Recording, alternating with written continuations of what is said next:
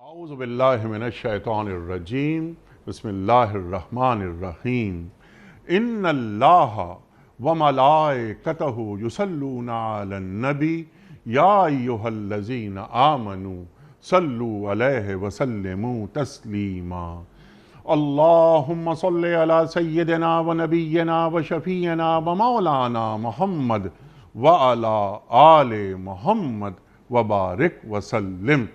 محترم خواتین و حضرات، السلام علیکم۔ پیام صبح کے ساتھ ایک بار پھر حاضر میں ہوں آپ کا میزبان انیق احمد۔ خواتین و حضرات، جمعہ اور ہفتہ 2 دن سوال و جواب کے لیے ہوتے ہیں، آپ اور ہم جانتے ہیں۔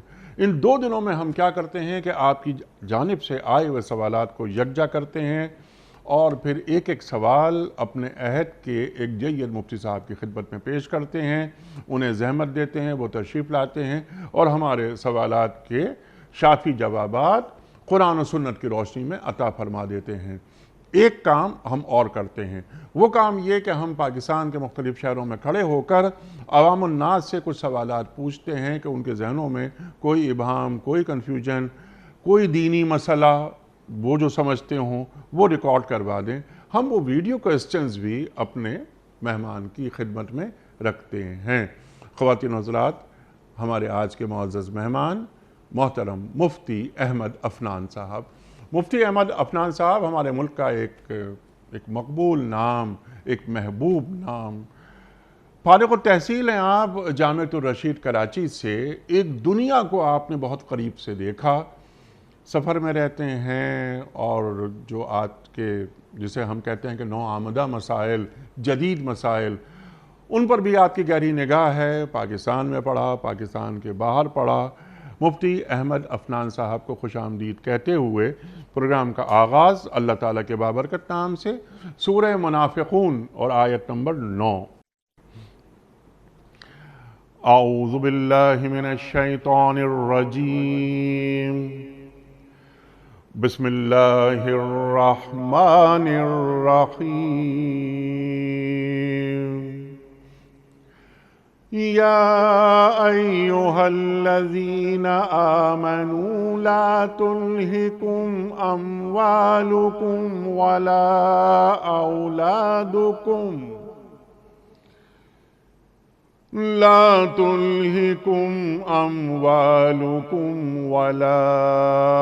اولادکم عن ذکر اللہ ومن يفعل ذلك فأولئك هم الخاسرون۔ صدق اللہ العظیم۔ اے لوگو جو ایمان لائے ہو، تمہارے مال اور تمہاری اولادیں تم کو اللہ کی یاد سے غافل نہ کر دیں۔ جو لوگ ایسا کریں گے وہی خسارے میں رہنے والے ہیں۔ صدق اللہ العظیم۔ مفتی صاحب، پہلا سوال آپ کی خدمت میں یہ ہے کہ مفتی صاحب، نبی اور رسول میں کیا فرق ہوتا ہے؟ کیا فرشتے پر رسول کا اطلاق ہو سکتا ہے یا کوئی عورت نبی یا رسول ہو سکتی ہے؟ زاہد صاحب کا سوال ہے کراچی سے۔ نبی اور رسول میں بعض اصطلاحات میں تو فرق نہیں کیا گیا، لیکن ایک جو فرق کیا جاتا ہے ظاہر ہے وہ یہ ہے کہ نبی اللہ سبحانہ وتعالیٰ کی طرف سے بھیجے ہوئے ہر پیغمبر کو کہتے ہیں، اور رسول اس کو کہتے ہیں جس کو اللہ تعالیٰ نے کوئی شریعت، کوئی کتاب یا صحیفے دے کے بھیجے ہوں، یعنی قانون میں تبدیلی کی ہو اس کے آنے سے۔ اور نبی عام ہوتا ہے، رسول کو بھی نبی کہتے ہیں، اور نبی وہ جو پچھلے نبی کی شریعت چل رہی ہے اسی کے تحت، جیسے حضرت ابراہیم علیہ السلام ایک شریعت لے کے آئے، صحف لے کے آئے، ان کے نیچے جو انبیاء تھے وہ اسی کی پیروی میں اسی بات کی تبلیغ کرتے رہے۔ اب حضرت عیسیٰ علیہ السلام ہے، جناب نبی کریم صلی اللہ علیہ وسلم، حضرت موسیٰ علیہ السلام، یعنی حضرت ابراہیم علیہ السلام بھی یہ حضرات صاحب شریعت نبی تھے، ایک نئی شریعت، نیا قانون لے کے آئے، نئی کتاب لے کے آئے، تو یہ ایک فرق تو یہ ہو گیا۔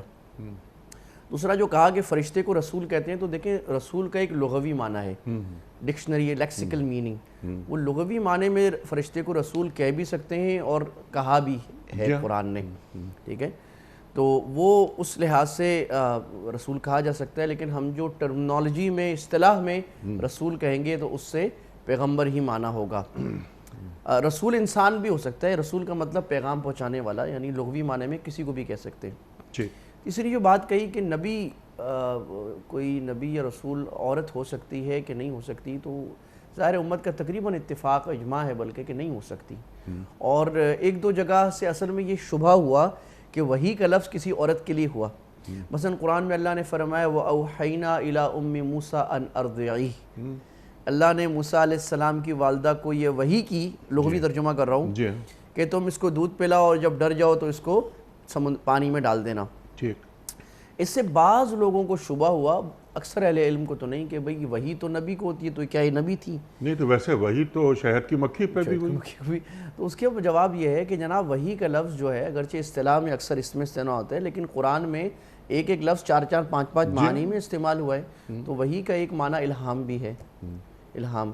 وحی کا ایک معنی اللہ سبحانہ وتعالیٰ کا کلام بھی ہے، دل میں کوئی بات ڈالنا۔ تو یہاں اوحینا الی ام موسیٰ کا معنی ہے کہ اللہ تعالیٰ نے ان کے دل میں یہ بات ڈالی۔ اور آپ نے بڑی خوبصورت مثال دی کہ اللہ تعالیٰ نے تو وَأَوْحَىٰ رَبُّكَ إِلَى النَّحْلِ سورہ نحل میں اللہ نے اس کے دل میں ڈالا یا اس کو یہ فن سمجھایا شہد کی مکھی کو کہ تم اس طرح کا کام کرو۔ تو یہ اس سے بعض لوگوں کو شبہ ہوا، جو کہ صحیح نہیں ہے۔ ظاہر نبی سارے انبیاء جو تھے وہ مرد ہی تھے۔ کلیئر ہو گئی یہ بات۔ بچوں کی روزہ کشائی کس عمر میں ہونی چاہیے؟ یہ ہیں امت الفاطمہ کراچی سے۔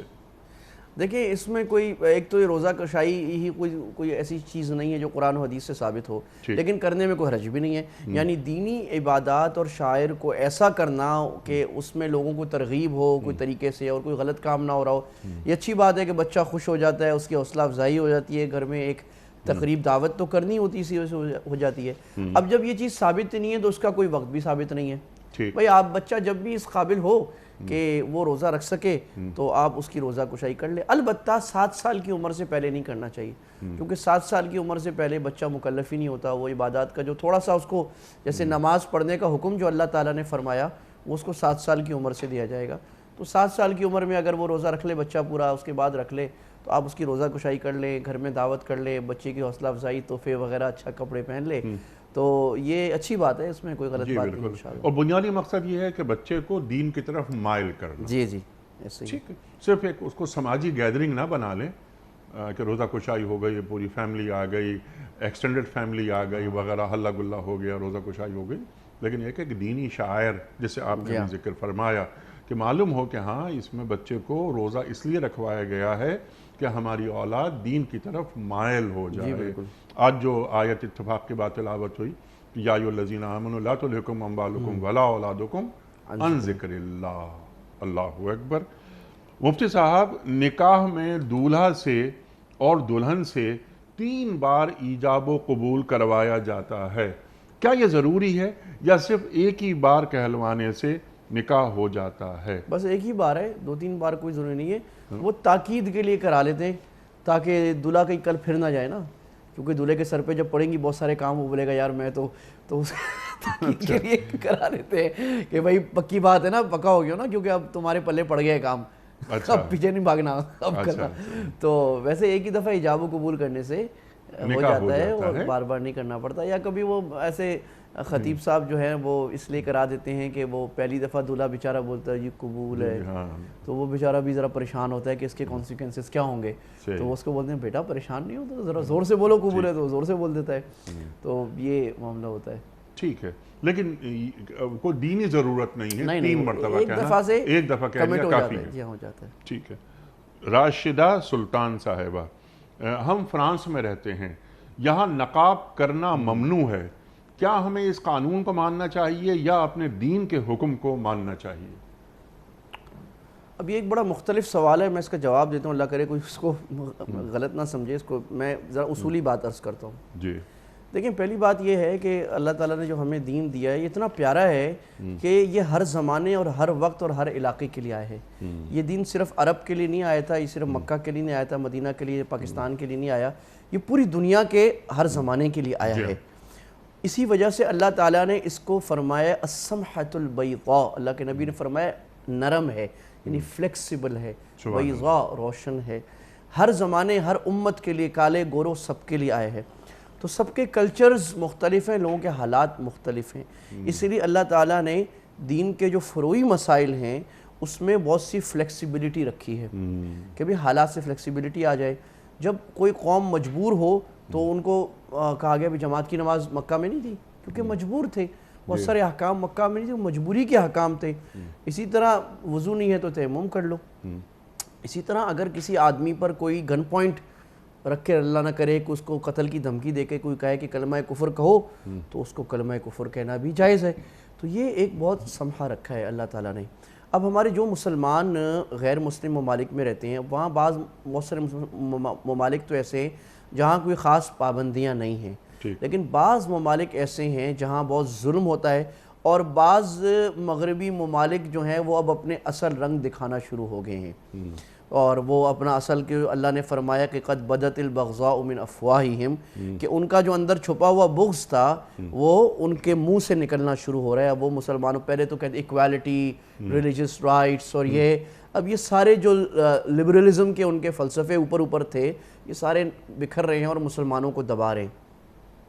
تو اس کے لیے شیخ یوسف قرضاوی دامت برکاتہم اللہ ان کو زندگی دے، بہت بڑے عالم ہیں اس وقت عالم اسلام کے، انہوں نے ایک اصطلاح نکالی جس کو کہتے ہیں فقہ الاقلیات، یعنی دا فقہ آف مائنورٹیز، کہ مائنورٹیز میں جو مسلمان رہتے ہیں ان کے بہت سارے مسائل مختلف ہوتے ہیں۔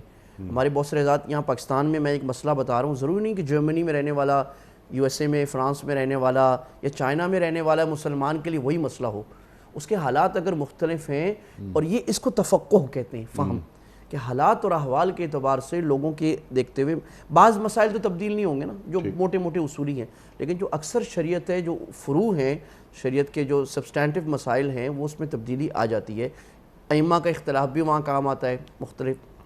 اب یہ جو بہن نقاب کا کہہ رہی ہیں، تو نقاب جو ہے وہ بعض ائمہ کے نزدیک پردے کا حصہ ہے، حجاب کا، حنبلی اور مالکی حضرات کے نزدیک، کہ یہ شافعی حضرات کے نزدیک کہ یہ جس سے قرآن کے حجاب میں نقاب بھی داخل ہے۔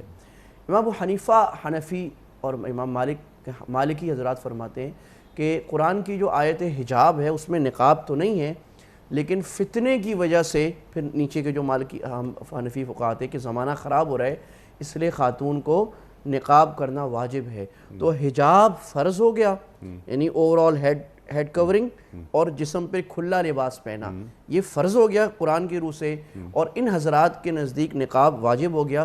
کیوں؟ وہ کہتے ہیں جناب فتنہ ہوتا ہے۔ اب بعض جگہ حالات ایسے آ گئے ہیں کہ عورت اگر نقاب کرتی ہے تو فتنہ ہوتا ہے، یعنی اس کو ہیریس کیا جاتا ہے، اس کو بعض جگہ جیسے فرانس میں ہماری بہن نے کہا کہ وہاں نقاب کی پابندی ہے، آسٹریا وغیرہ میں، بعض ملکوں میں پابندی نہیں ہے، لیکن خاص نیبرہڈز ایسے ہیں کہ وہاں اگر وہ عورت نقاب کرے گی تو نظروں میں آئے گی، اس کو ہیریس کریں گے، تنگ کریں گے۔ تو ایسی جگہ پر اگر وہ نہیں کرتی تو امید ہے انشاءاللہ گناہ نہیں ہوگا، کہ ایک تو گنجائش بھی ہے اور دوسرا یہ ہے کہ اس کے اوپر مشکل ہے، اور مشکل حالات میں بعض مرتبہ کلمہ کفر کہنا بھی جائز ہو جاتا ہے۔ تو یہ تو ایک واجب ہے جو کہ بہت ضروری ہے، لیکن اس کو یعنی اس میں ایک اصول ہمارے ہاں چلتا ہے اہون البلیتین کا، یہ اصول ہم اپنی زندگی میں بھی چلا رہے ہوتے ہیں۔ دو مصیبتیں آپ کے سامنے، دو مصیبتیں ہیں، آپ دو میں سے ایک لیتے ہیں، ایک طرف شیر کھڑا ایک طرف کھائی ہے، کیا کرتے ہیں آپ؟ تو آپ چھوٹی مصیبت کو دیکھیں گے جس میں چھوٹا نقصان ہو۔ تو نقاب کھولنا بھی نقصان ہے، لیکن ان بہن کے لیے یا ان سرکمسٹانسز میں یہ چھوٹا نقصان ہے، تو لہٰذا ان کے لیے گنجائش ہے۔ بہتر یہ ہے، یہ تو ایک چھوٹا ایشو ہے، اگر کسی ایسے رہنے والے مسلمانوں کو ان ایشوز کے علاوہ یہ لگے کہ اب ہم یہاں رہتے ہوئے اپنے دین کی حفاظت نہیں کر سکتے، خاص طور پہ اپنے بچوں کی دین کی، تو پھر ان کے لیے وہاں رہنا جائز نہیں ہے۔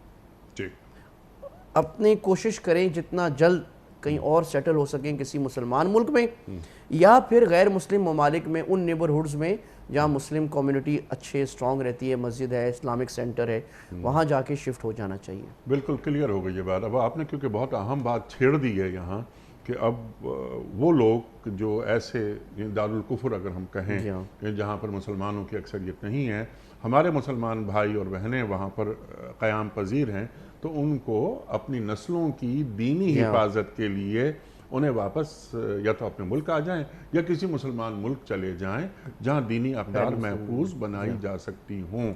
لیکن ایک سوال اور اسی ذیل میں آپ کی خدمت میں کہ وہ لوگ جو دارالاسلام یعنی مسلمان ریاست کو چھوڑ کر محض پیسے کمانے کے لیے کسی غیر مسلم ملک چلے جاتے ہیں، ان کے اس عمل کو کیا دین پسند کرتا ہے؟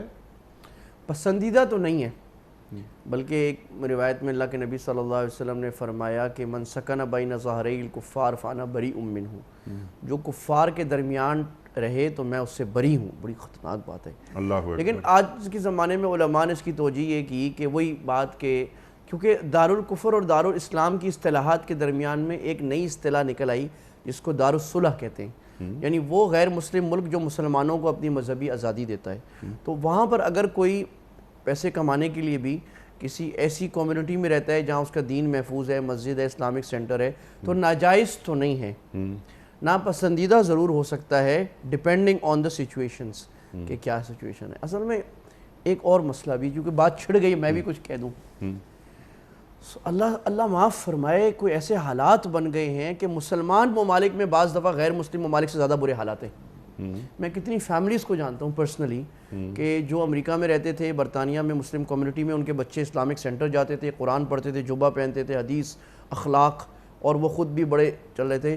وہ آگے اسلام آباد میں بس گئے، یہاں پریشان ہو گئے کہ جناب یہاں تو اسکولوں میں ڈرگ چل رہا ہے کھلم کھلا، اور جناب بدتمیزی، بدکاری اور بد اخلاقی اور کرپشن اوپر سے، اور تو وہ اور پریشان ہو گئے۔ تو یہ میں سمجھتا ہوں کہ جنرل رول تو یہی ہے کہ ابھی آدمی کو جب تک مسلمان ملک میں روزی روٹی مل رہی ہے وہاں پر کھائے، کیونکہ اس کی جو برکت ہے دارالاسلام کی وہ رہے گی۔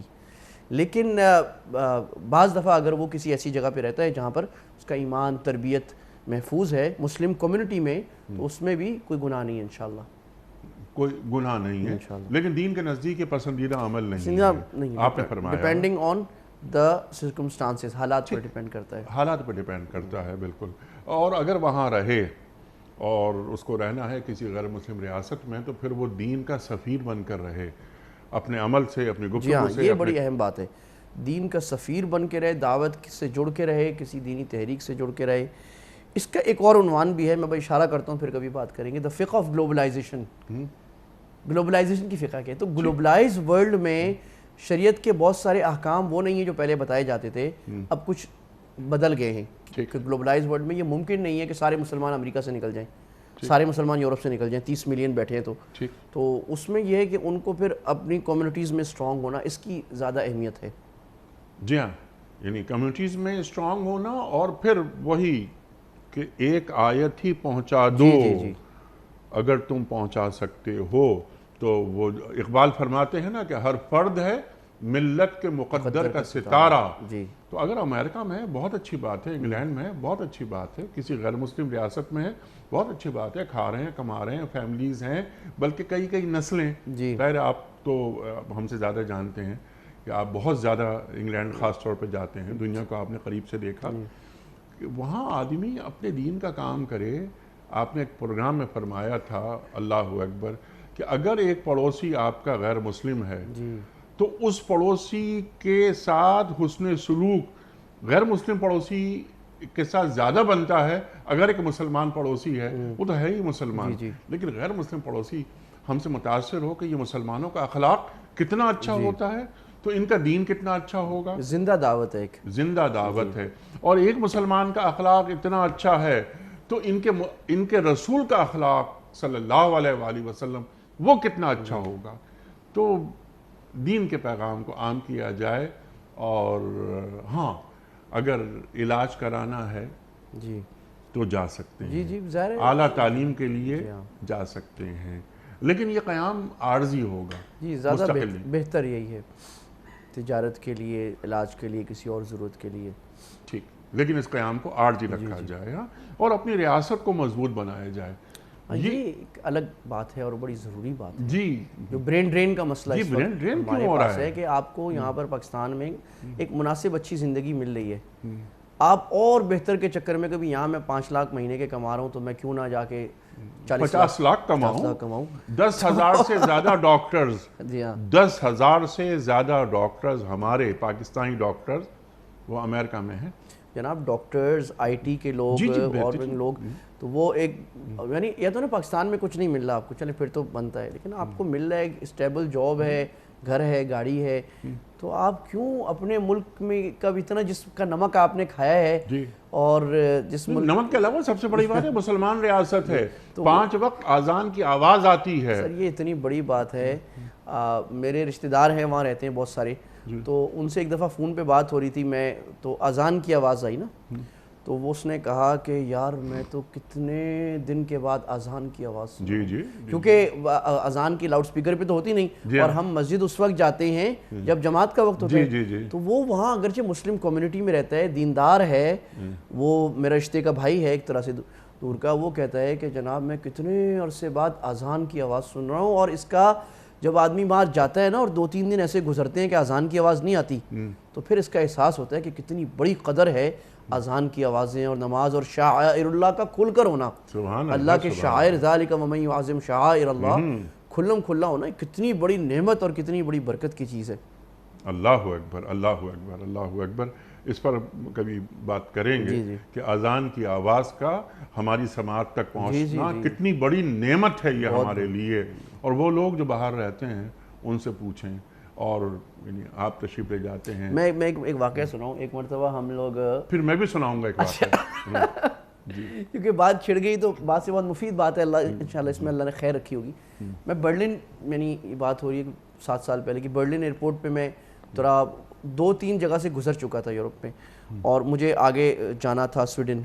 تو اب میں یہ کیا نا کہ میرے پاس 5-6 گھنٹے تھے، تو میں یہ مسجد ڈھونڈ لیتا ہوں کہ ابھی 5 گھنٹے، تو وہ قریب ایک مسجد تھی، میں گیا تو راستے میں اب مجھے وہ مل نہیں رہی تھی، تو میں نے ایک آدمی گزر رہا تھا، وہ بلیک تھا، تو میں نے اس کو کہا کہ hi brother do you know this place, تو اس نے کہا نہیں ناٹ ہی بردر السلام علیکم. واہ واہ واہ. تو میرے اتنا دل خوش ہو گیا، 2 دن سے میں نے سلام نہیں سنا تھا نا کسی سے، مطلب میں سوچنے لگا یار کیا مزہ آ رہا ہے مجھے. اب مجھے احساس ہوا کہ جو ہم روز سلام سنتے ہیں ایک دوسرے کو کہتے ہیں گھنٹے بعد، اس کی کتنی بڑی قدر ہے کہ جب نہیں سن رہے تو اب اتنا خوشی ہو رہی ہے کہ کسی نے سلام کہہ دیا مجھے. تو یہ بات جو ہے جی بہت اہم بات. جیسے میں نے آپ سے کہا نا کہ چھوٹا سا واقعہ میں بھی سنا دیتا ہوں. عام طور پہ ذاتی واقعات ہم نہیں سناتے اپنے پروگرام میں، لیکن کیونکہ لنک ہے اور یہ بڑی اہم بات. کوئی 20 برس پہلے کی بات ہے، ہم پہلی مرتبہ انگلینڈ گئے تھے. تو وہاں پہنچنے کے بعد 3 دن گزر گئے مجھے، تو مجھے یہ احساس ہوا جیسے کوئی کام کوئی زندگی میں کرنا تھا وہ نہیں ہوا. کیا ہوا؟ کوئی چیز ایک کمی نا زندگی میں، ایک کمی سی محسوس ہونے لگی. سوچنا شروع کیا میں نے. 1 دن گزر گئے، 2 دن گزر گئے، یا 1 دن گزر گیا، دوسرا دن گزر گیا، تیسرا دن گزر گیا. تیسرے دن مجھے خیال آیا، میں نے پھر سوچنا چھوڑ دیا.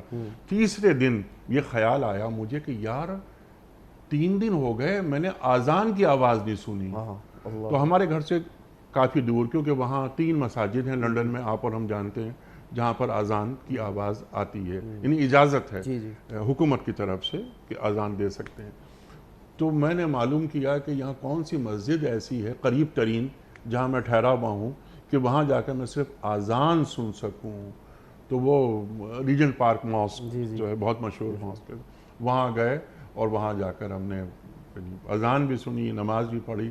جب اذان کی آواز آئی تو ایسا ہوتا ہے نا ایک تراوٹ اور ایک قوت کہ یار یہ دیکھو یہ اذان ایمان کی پاکستان میں، ہاں کیسے اذان کی آواز سنتے تھے، یہاں ہمارے کانوں میں وہ آواز ہی نہیں آ رہی. تو زندگی میں ایک کمی محسوس ہونے لگی. تو یہ مسلمان ریاست میں رہنے کے جو چند فوائد ہوتے ہیں ان میں سے ایک فائدہ یہ بھی ہے کہ روحانی طور پر ایک تسکین ہوتی ہے. یہ جو نمازیں ہماری تراویح ہوتی ہیں ہماری، اللہ اکبر اللہ اکبر، مسلمان ریاستوں میں کیا کوئی اس کا نعم البدل ہو سکتا ہے؟ ہو ہی نہیں سکتا نعم البدل. اللہ اکبر.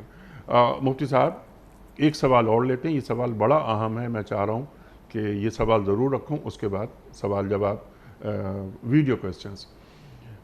پروفیسر مسرت صاحب کا سوال ہے، بڑا اچھا سوال ہے.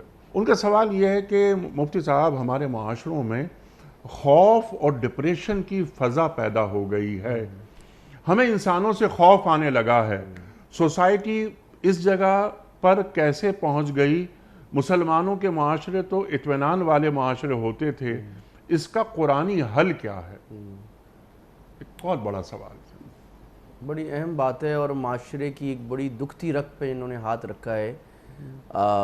اس وقت جو ریشیوز ہیں ڈپریشنز کے، انزائٹیز کے اور مینٹل سکنس کے، وہ غیر مسلم ممالک میں تو ہیں، مسلم ممالک میں بھی آن دا رائز ہیں، بہت زیادہ اور خطرناک حد تک گئے ہوئے ہیں۔ اسی کے اثرات ہیں میاں بیوی کے جھگڑے، طلاقیں، اسی کے اثرات ہیں کاروباری جھگڑے، موبز نکل کے کسی مسئلے پہ شوٹ ہوتے ہیں لوگ اور مظاہرہ کرتے ہیں اور سگنل توڑتے ہیں اور آگ لگاتے ہیں۔ یہ سارا جو ہے جو انر انسان کا ڈسکمفرٹ ہے، اندر سے جو لوگ پریشان ہے، روح چیختی ہے، وہ اس کے اثرات ہیں کہ وہ پھر مختلف طرح سے وہ اس کو نکالنے کی کوشش کرتا ہے۔ اس کا جو ایک اصولی جواب ہے نا، جو اللہ سبحانہ وتعالیٰ نے قرآن مجید میں فرما دیا، سبحان اللہ، الا بذکر اللہ تطمئن القلوب۔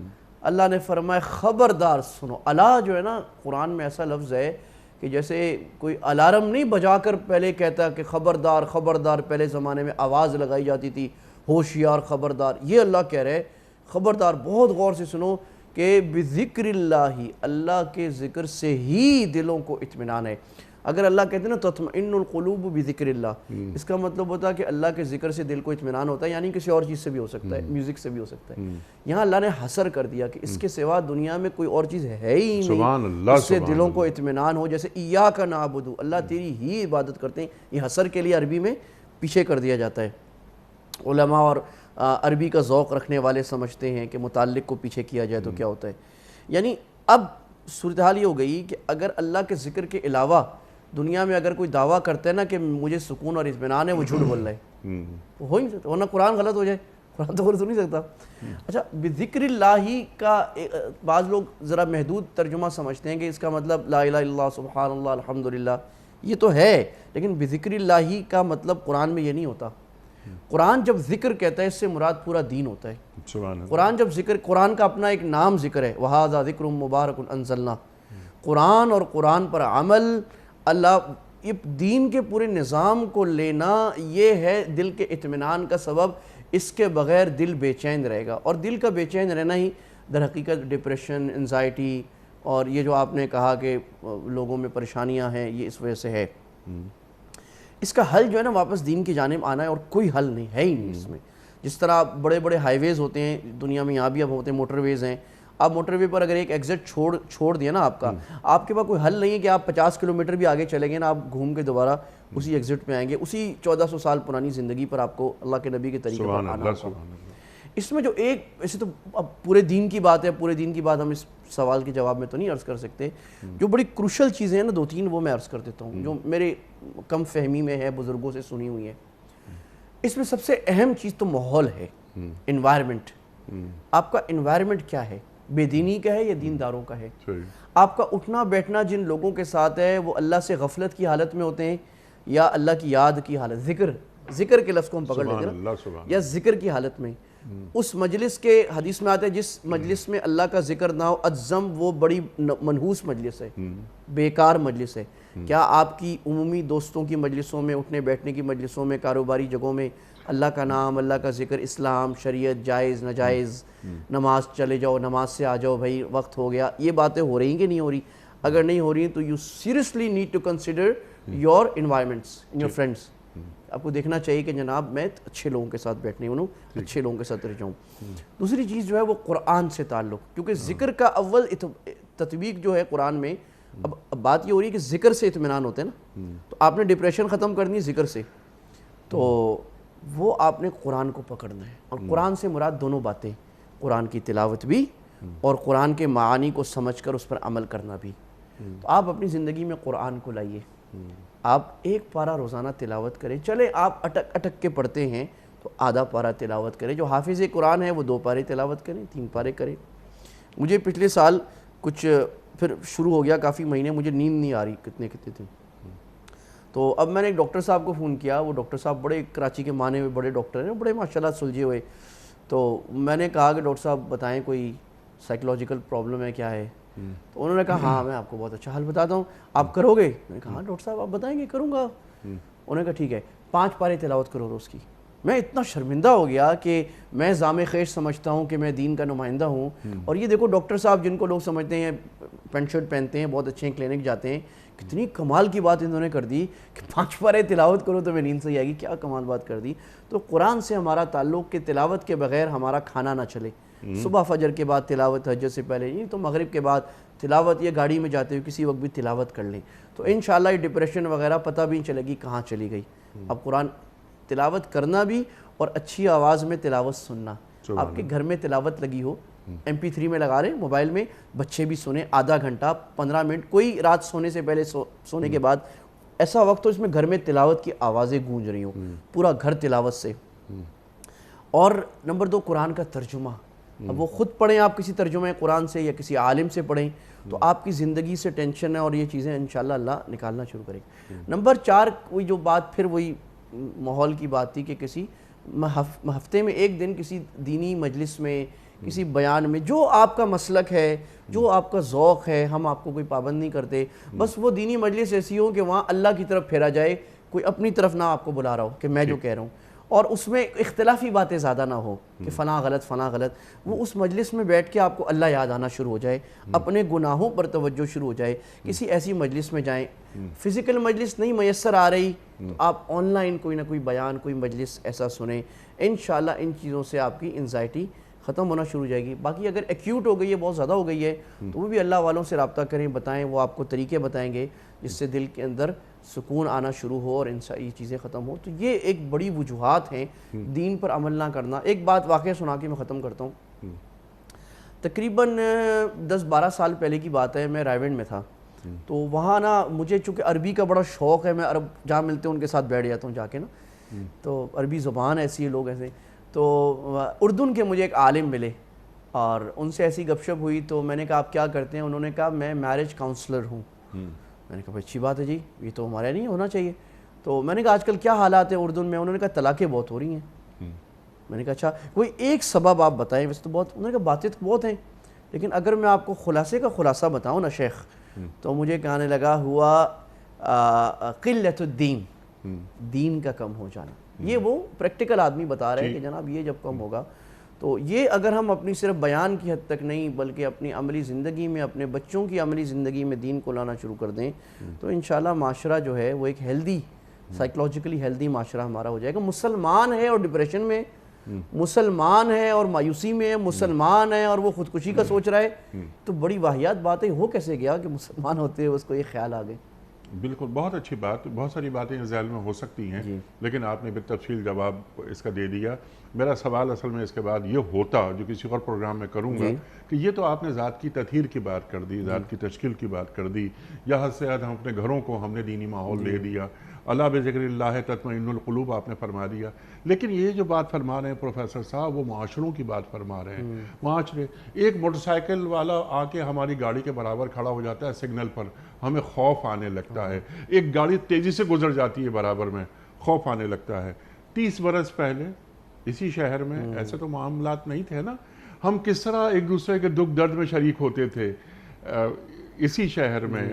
اب ایک دوسرے، یعنی انسان کو انسان سے خوف کیوں آنے لگا ہے؟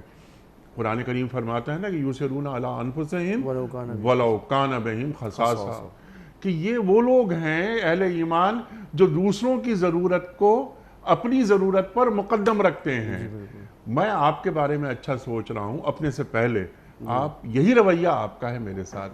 دین تو ایسے معاشرے دیکھنا چاہتا ہے نا، تو اس پہ لمبی گفتگو انشاءاللہ کسی اور وقت کریں گے، ہمارے معاشروں کی تطہیر کیسے ہوگی۔ ہم یہ مسلمانوں کی بستیاں ہیں یہ، تو مسلمانوں کی بستیوں میں کیوں خوف، کیوں ڈپریشن، اور یہ جو جسے ہم کہتے ہیں ٹرسٹ ڈیفیسٹ، یہ ٹرسٹ ڈیفیسٹ کیسے ہو گیا؟ اعتماد میں خسارہ نہیں ہونا چاہیے۔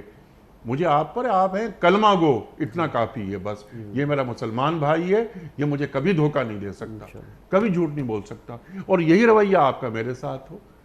تو یہ تھے معاشرے، یہ خیال و خواب کی باتیں نہیں ہیں، یہ تو ہم نے دیکھے ہیں، ہم اب بزرگوں سے سنے ہیں۔ اللہ اکبر۔ کچھ ویڈیو کوسچنز مفتی صاحب آپ کی خدمت میں۔ السلام علیکم مفتی صاحب، شادی سے پہلے لڑکی کو لڑکے والے دیکھنے آتے ہیں، کیا یہ شرعی طور پہ درست ہے؟ جی ہاں، اس میں میں عرض کر دیتا ہوں، بنیادی طور پر تو یہ ایک دولہے کا جو پرپوز کر رہا ہے اس کا حق ہے کہ وہ چاہے تو لڑکی کو دیکھ لے۔ بہت ساری احادیث میں رسول اللہ صلی اللہ علیہ وسلم نے اس کی اجازت دی کہ لڑکا لڑکی کو چہرے کو ایک نظر دیکھ لے۔ بلکہ ایک روایت میں تو آپ نے ایک صحابی تھے، انہوں نے کہا کہ میں شادی کی انصار کی فلاں لڑکی سے میں رشتہ کر رہا ہوں، تو آپ نے فرمایا تم نے دیکھا؟ انہوں نے کہا نہیں، تو آپ نے فرمایا دیکھ لو فَإِنَّ فِي أَعْيُنِ الْأَنصَارِ شَيْءٌ، انصار کی عورتوں آنکھوں میں بعض عورتوں کی کچھ ایک تھوڑا سا عیب ہوتا ہے، تم دیکھ لو، ایسا نہ ہو کہ تم بعد میں بولو لڑکی مجھے پسند نہیں ہے۔ نہیں، اور ہمارے بہت سارے سلف صالحین جو تابعین تبع تابعین تھے، وہ اپنی بیٹیوں کی شادی اس وقت تک نہیں کراتے تھے جب تک لڑکی کو بولتے بھائی دیکھ لو تاکہ کوئی دھوکہ نہ ہو۔ ان کا یہ نظریہ تھا کہ بھائی شادی ہو رہی ہے، ساری زندگی گڈا گڈی کا کھیل تو نہیں ہے، تو لڑکا ایک نظر دیکھ لے۔ البتہ ایک نظر دیکھنے کا مطلب ایک نظر ہی ہے، ٹھیک ہے، اس کا مطلب نظریں نہیں ہیں، مستقل ملنا ملانا، جس طرح شادی سے پہلے منگنی سے پہلے لڑکے لڑکیاں مل لیں دیکھ رہے ہیں، بالکل ناجائز ہے۔ اسی طرح لڑکی کا بہت بند سور کے آگے کرنا، بیٹھ جانا خلوت میں، یہ بھی جائز نہیں ہے، بلکہ ایک مناسب ایک شرم کے ماحول میں طریقے سے لڑکا لڑکی کے چہرے کو ایک نظر دیکھ لے، یا آج کل جیسے اس کی اگر تصویر دیکھ لے تو اس میں بھی حرج کی بات نہیں ہے، بلکہ یہ شریعت میں ایک اچھی چیز ہے۔ ایک اور بات یہ ہے کہ آج کل یہ ہوتا ہے کہ رشتہ دیکھنے آئے اور پہلے ہی کہتے ہیں جی لڑکی کا چہرہ دکھاؤ، بھئی یہ بعد میں ہونا چاہیے، پہلے آپ خاندان دیکھ لیں، پہلے آپ خاندان کی حیثیتیں دیکھ لیں۔ اگر آپ پکا رشتہ کرنے جا رہے ہیں اور بات اب جوڑ کی طرف پہنچ رہی ہے تو پھر آپ کہیں جناب چلے اب ہم چہرہ بھی دیکھ لیتے ہیں۔ تو یہ بعض دفعہ اس میں پھر کیا ہوتا ہے، لڑکی والوں کی، لڑکی بیچاری کی بے عزتی شروع ہو جاتی ہے کہ بھئی ہر ایک آ رہا ہے 5 رشتے آگے دیکھ کے چلے گئے۔ یہ بات یعنی شریعت کے کام کو ہم رسم نہ بنائیں، رسم نہ بنائیں، شریعت نے جو طریقہ بتایا اسی پر ایک ادب کے طریقے پر، ایک مناسب طریقے پر کام کرتے رہیں۔ جی سبحان اللہ، سبحان اللہ۔ اچھا، اب یہ سوال جو آیا، ان صاحب کا جو سوال انہوں نے کیا کہ اب یہ لڑکے والے آ رہے ہیں، وہ لڑکی کو دیکھ رہے ہیں، پھر لڑکی آ رہی ہے، جو روایتیں ہماری کلچر ہے ہمارا، اس کے بعد وہ لڑکی آئی، دیکھا، اور لڑکے نے بھی دیکھا، اور آپ یہ فرما رہے ہیں کہ دین اجازت دیتا ہے۔ اچھا، تو یہی خواہش یا یہی شرط لڑکی بھی کر سکتی ہے کہ جناب والا پہلے میں اس لڑکے سے ملنا چاہتی ہوں، دیکھنا چاہتی ہوں، سب کے سامنے ڈرائنگ روم میں بیٹھے ہیں، اور لڑکے والے تو یہ شرط عائد کر دیتے ہیں کہ ہم بھائی ایک دیکھیں گے، تو لڑکی بھی تو کہہ سکتی ہے نا کہ صاحب میں بھی ایک مرتبہ چہرہ دیکھنا چاہتی ہوں کہ جس سے مجھے منسوب کیا جا رہا ہے۔ آپ بالکل کہہ سکتی ہے، اس کو ایکسپلسٹلی اس لیے نہیں کہا گیا کہ لڑکے تو بغیر پردہ تو نہیں ہے نا مرد پر، مرد کو تو کہیں بھی دیکھ سکتی ہے، عورت چونکہ پردے میں ہوتی ہے اس لیے ایکسیپشن بنائی گئی کہ بھئی اس ایکسیپشن میں لڑکی کے چہرے کو دیکھا جا سکتا ہے۔ یہاں تک لڑکی کی بات آپ نے فرمائی، ایک بڑی اہم اس میں بات ہے، ہمارے معاشروں میں عموماً لڑکی کی رضامندی شادی کے لیے نہیں لی جاتی، جو کہ سراسر غلط ہے، بالکل غلط ہے، یا جبرن لی جاتی ہے، یا اس کو اتنا معاشرتی پریشر میں رکھا جاتا ہے کہ وہ بیچاری بس وہ چاروں نہ چار، وہ کہتی ہے کہ بھئی میں نے اگر والدین کی مرضی کے بغیر بات کی یا ہاں نہیں کی یا تو مجھے بہت برا بھلا کہا جائے گا اور پتہ نہیں غلط سلط کہا جائے گا۔ یہ بالکل غلط بات ہے، دین کے خلاف ہے۔ حدیث میں اللہ کے نبی صلی اللہ علیہ وسلم نے فرمایا لا تنکح الایم حتی تستأمر، عورت کی شادی اس وقت تک نہ کی جائے جب تک کہ اس کی اجازت نہ لی جائے۔ یہ اور بات ہے وَإِذْنُهَا صَمَاتُهَا، کہ وہ اگر خاموش بھی رہ جائے تو یہ اس کی اجازت ہے۔ تو جس طرح لڑکے کی رضامندی شادی کے لیے ضروری ہے، لڑکی کی رضامندی بھی ضروری ہے۔ اگر لڑکی کہتی ہے کہ بھئی مجھے لڑکا اچھا نہیں لگ رہا یا کوئی بھی وجہ میں نہیں کرنا چاہتی، تو اس کو مجبور کرنا، اس پہ جبر کرنا یہ صحیح نہیں، سمجھا دیں اس کو۔ البتہ لڑکیوں کو یہ چاہیے، پھر لڑکے لڑکیوں کو میں اگین کہوں گا کہ وہ والدین کے چناؤ کو ویٹیج دیں، کیونکہ عام طور پہ والدین کے اندر اللہ نے محبت رکھی ہے اولاد کے لیے۔ کچھ والدین ہوتے ہیں جو اپنے کسی ذاتی مقصد میں شادیاں کرا رہے تھے، جو بڑا غلط ہے، لیکن اکثر والدین میں اولاد کے لیے محبت ہوتی ہے اور وہ تجربہ کار ہوتے ہیں۔ لڑکے لڑکیاں تجربہ کار نہیں ہوتے، وہ ایک نظر میں فریفتہ ہونے پر یقین رکھتے ہیں۔ پھر فلموں ڈراموں نے ایک الگ ماحول بنایا ہے، تو وہ سمجھتے ہیں جیسے فلم ڈراموں میں ہوتا ہے ویسے ہی ہوگا، لیکن ہوتا ایسا نہیں ہے۔ ٹھیک ہے، تو ان کو ویٹیج دینا چاہیے، لیکن اس کے باوجود اگر لڑکی کہے کہ جی میں نے شادی نہیں کرنی، تو اور یا میں نے لڑکا، آپ نے جیسے کہا کہ میں نے دیکھنا ہے لڑکے کو، تصویر دیکھنی ہے، جیسے بھی دیکھنا ہے، تو اس کا حق ہے، وہ دیکھ سکتی ہے۔ بالکل ٹھیک ہے، کلیئر۔ بلکہ ایک سوال یہاں سے لیتے ہیں سلیم ملک صاحب، جی ان کا سوال یہ ہے کہ ہم جرمنی میں رہتے ہیں، بعض اوقات ہمیں اپنے غیر مسلم دوستوں کے گھروں میں جانا ہوتا ہے اور اکثر کچھ نہ کچھ کھانا ہوتا ہے، کیا ہم غیر مسلموں کے گھروں پر کھانا کھا سکتے ہیں؟ جی بالکل کھا سکتے ہیں، غیر مسلموں کے گھر کھانا بھی کھا سکتے ہیں بشرطے کہ حلال ہو، اور جیسے حلال کھانا تو مسلمان کا بھی شرط ہے، لیکن ذرا غیر مسلم کے ذرا زیادہ احتیاط کی جائے گی، اس سے پوچھا جائے گا بھائی آپ کھانا کہاں سے لائیں، تو اگر وہ حلال کھانا لائے ہے اور اس کو آپ نے انشور کر لیا ہے تو آپ اس کے یہاں کھانا کھا سکتے ہیں، اس کا تحفہ لے سکتے ہیں، ان کی خوشی غمی میں جا سکتے ہیں، بلکہ یہ ایک مسلمان کا حق ہے بطور انسانی بھائی کے، ہم انسانی بھائی بھی ہیں اور یہ ایک زندہ دعوت بھی ہے، مذہبی رسوم میں نہیں جا سکتے تو اس میں کوئی حرج کی بات نہیں ہے، کوئی حرج کی بات نہیں ہے۔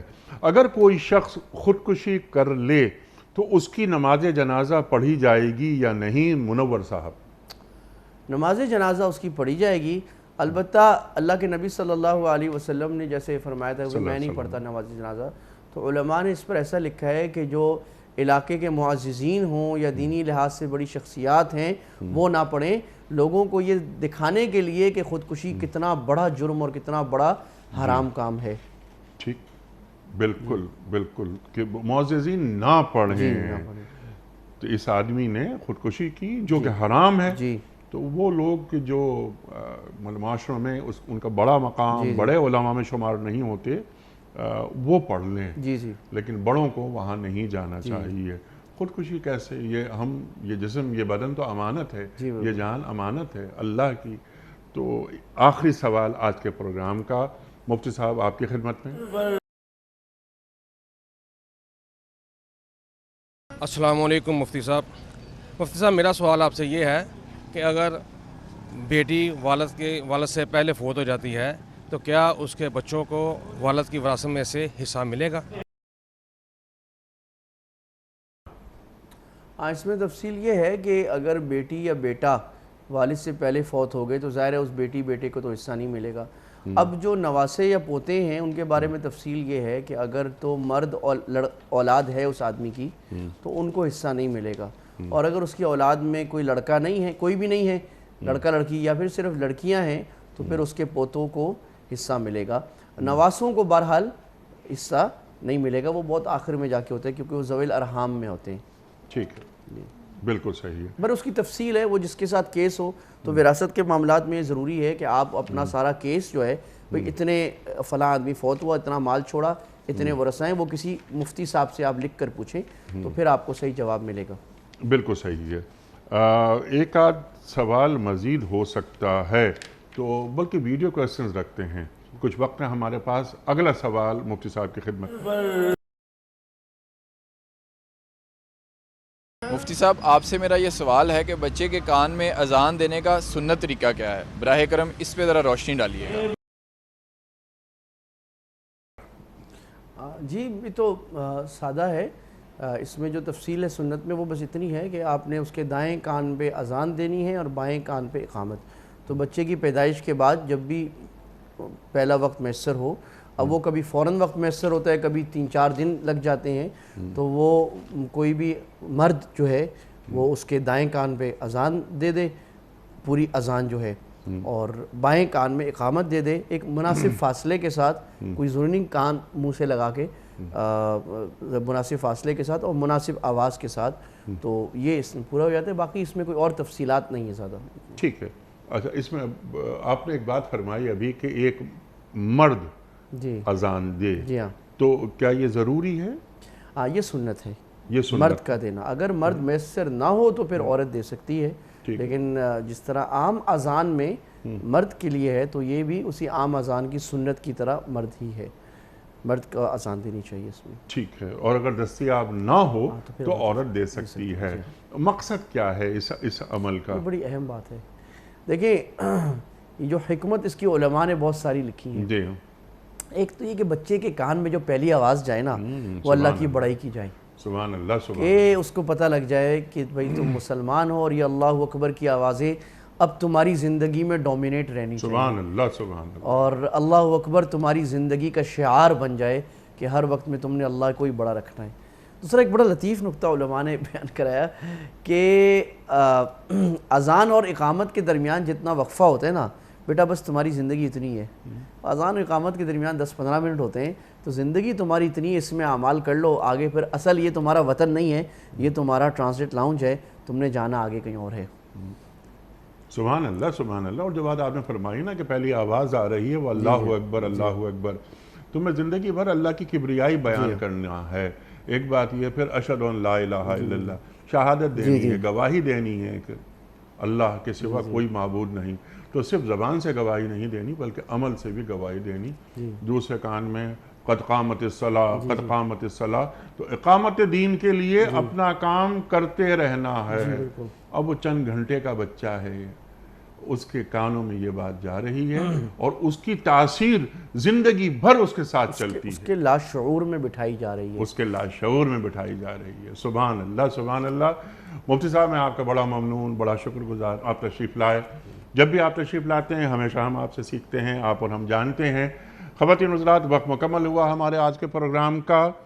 انشاءاللہ کسی اور پروگرام میں مفتی احمد عفنان صاحب کو زحمت دیں گے۔